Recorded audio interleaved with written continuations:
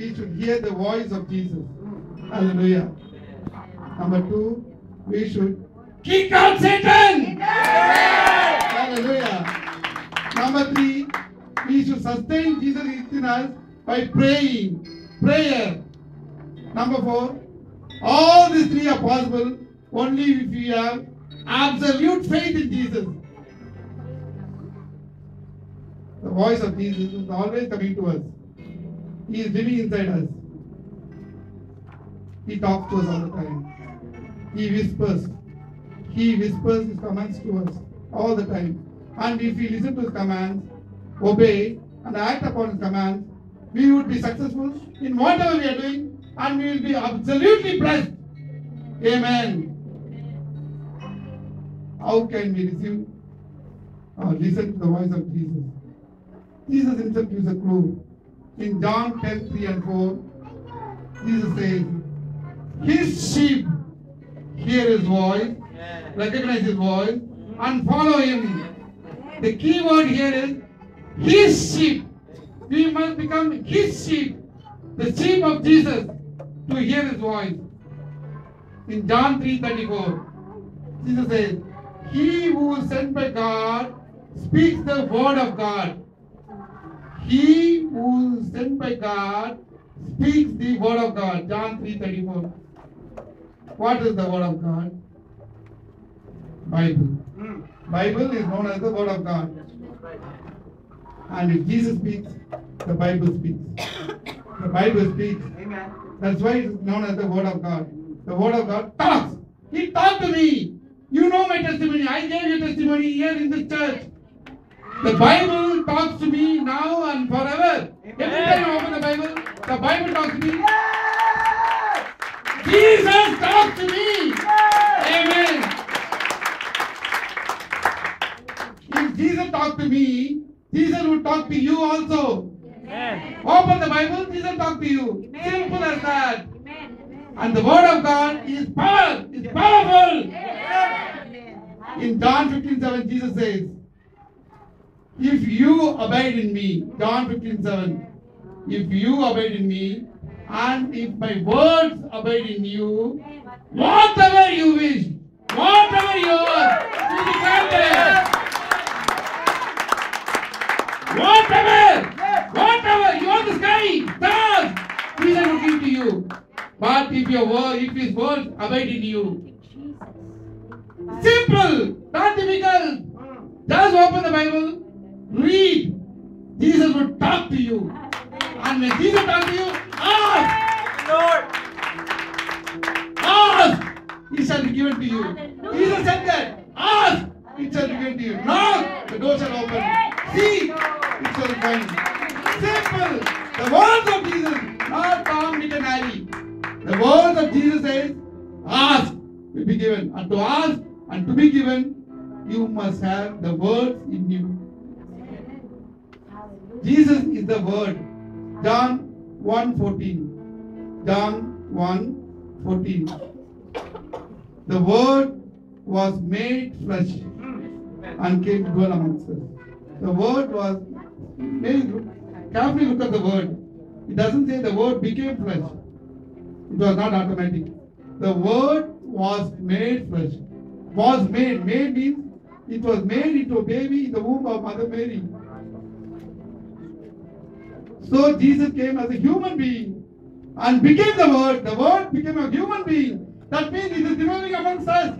It's in you, me, here and there. Right now, the Word of Jesus is here. It is the Word of Jesus that is coming through this mic. Hallelujah! It is the Word of Jesus that I speak. I am just a mouthpiece of Jesus. Me and the mic are just mouthpiece lips. The Word of God is the Bible. It is in your hand. You read that. Amen. You can speak to Jesus. Amen.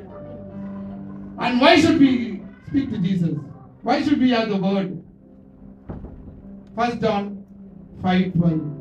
Very simple, very clear, very specific passage. 1 John 5:12. If you are the Son of Man, you have life. If you do not have the Son of Man, you do not have life. Very simple. No doubt, no confusion here. Very clear. Clearly said. If you have Jesus, you have life. If you do not have Jesus, no life. Hallelujah. Tell your neighbor, I have Jesus in me. I have Jesus. We do not have a Filipino Satan, African Satan, American Satan, Indian Satan, Iranian Satan. No. One Satan. Amen. Very powerful, mighty Satan he is. Don't underestimate him. And for this common enemy, number two, we have a common solution. Amen. You know the solution. You know it. The Word of God is the solution. The Word of God is the sword, is the armor, is the shield against Satan in the person of Jesus. Jesus is the Word of God. He is the shield of faith. He is the sword of faith, sword of God, Joshua. and the armor. Joshua, come. So SOR and SOG, this is what we have. This is what we need. We need SOR, the shield of faith, the shield, the sword of God, to kill, cut Satan. But Satan is no more the Satan we read in Adam and Eve's time.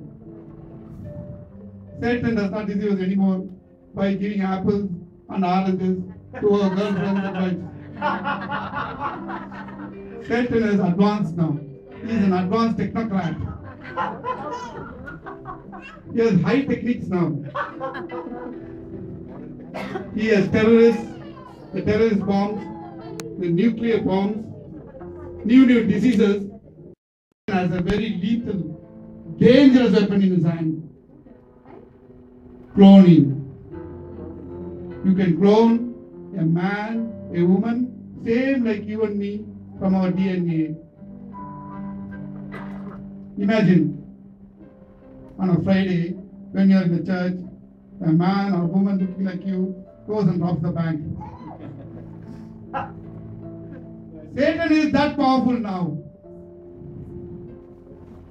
We have to kick him out of our life. Amen. Tell your neighbor, I kick Satan out of my life. I kick Satan out of my life. And I have Jesus. I have Jesus. Amen. Amen.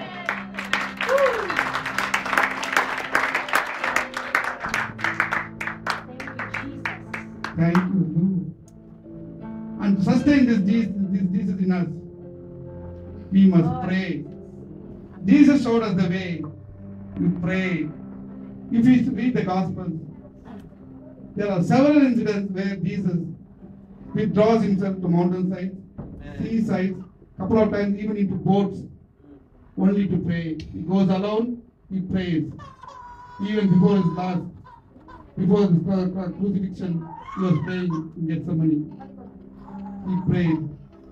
And he also told in Mark 11:24, Matthew 21:22, John 14:14, John 17, the importance of prayer. John 14:14, Jesus says, whatever you ask, whatever you may ask in my name, I will do it.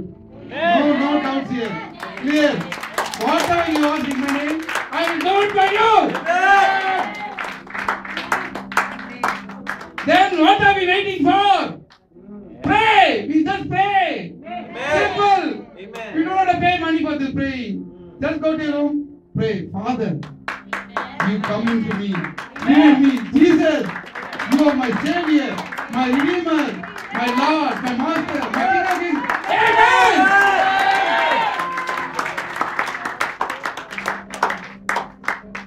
All of us live in Dubai, Sharjah, Abu Dhabi, luxurious living. Even those who are living in 4 in one room, 5 in one room, even 10 in one room. Once I went to Kish Island, I saw poor people living 15 in one room, 20 in one room. But even that's a luxury. Even there you can pray. Even that I would say luxury compared to what the apostles went through. Acts 16:25. Acts 16:25. Open your Bible and read. Read. Acts 16:25. It was midnight hour. The first word is that. Acts 16:25. It was midnight hour. Paul and Silas were praying and singing hymns to God in front of the other prisoners who were listening. There are three important things here. The time. The time was midnight hour when all of us sleep nicely on our bed. Even 15 in a room, you will sleep nicely. But Paul and Silas were awake and with other prisoners. And what they are doing? Praying. And where they were praying? Prison. In the prison. Prison signifies bondage, restrictions, no freedom, punishments. And Paul and Silas were beaten before they were put in prison. They were wounded. But they were praying. And not only praying, what they were doing? They were Singing. singing hymns. Oh Lord. Worshipping. Amen. Worshipping was also a prayer. Amen. In this chapter, Paul demonstrates the power of prayer. This is what we just now read was Acts 16:25. You see Acts 16:26. The power of prayer there. Jesus heard their prayer and sent an earthquake. An earthquake came to the prison. An earthquake was happening in the prison. And what happened? 16:27. Read 16:27. Their chains broke loose. The chains that were holding Paul and Silas bondage broke loose. Amen. They became free. Amen. Amen. Amen. And in the same passage, same chapter, go to 31. The jailer asked Paul, "What must I do